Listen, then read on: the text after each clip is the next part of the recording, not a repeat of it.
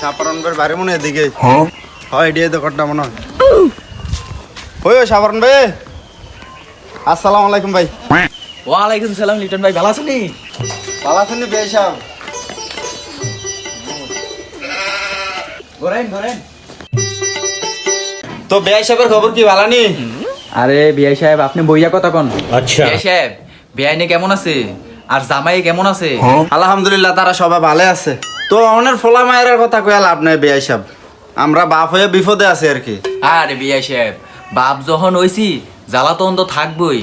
হ বেআই সাহেব, এখন ফোলা যেত আমার আমনের মাইয়া, এখন তারা যেত সম্পর্ক কইরা লাইছে। আচ্ছা অনের ফোলা মায়ের এমন তারা পছন্দ করে লাই আমরা মাইনা নিতে হইব। এটা যদি আমরা মাইনা না নেই তাহলে কিন্তু এটা, তো এই বিষয়টা আমরা মাইনা নিতে হইব আর কি, যেহেতু আমার ফোলা আমনের মাইয়া।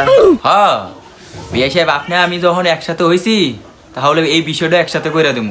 আলহামদুলিল্লাহ আলহামদুলিল্লাহ বেআই সাহেব। তো আমার যেতে একটা ছেলে এখন মার্শাল্লাহ ব্যাংকে সার্কি করে, অনেক সময় আবার আওয়াজ দেরি হয়ে জায়গা, আবার যাইতে দেরি হয়ে জায়গা, গাড়ি পায় না, বোঝেন না এই আর কি। আমি আমার জামাইয়ের লিগা যত ব্যাংকের থেকে তাড়াতাড়ি আওয়াজ করতে পারে এক করে একটা R15 দেম। বেআই সাহেব এটা কি তা কইলেন? আপনার স্যাটার বাইক লাগতো না, দরকার হলে আমার ফলে আটটা যায় আটটা আইবো, তারপর আপনার বাইক লাগতো না। বিআই সাহেব আপনি কতটা মুখের বাসাটা কি করলেন? কত আশা করে শখ করে কইছি যে জামাই ব্যাংক যাইবো, একটা R15 দেম, কি সুন্দর করে আওয়াজ করবো, কথাটা কইলেন কি আপনি? হ্যাঁ আপনি যেহেতু R15 দিবেন তাহলে আমার একটা শর্ত আছে। আমার একটা মতো জিয়া জামাই, আপনি কোনটা শর্ত দিছেন বলেন?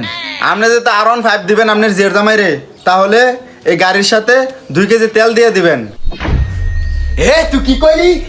বারো এ তুই কইলি কি কথাটা? বাইক দরকার লাগলে একটা জায়গায় 5টা দেন, তারপর তুই 2 কেজি তেল চালি করে তোর ফুলার কাছে বিয়া দিতাম না মাইয়া। আয় আয় তুই কইলি কি কথাটা? বাইক একটা জায়গায় দরকার লাগলে 5টা দেন, তুই তেল চালি করে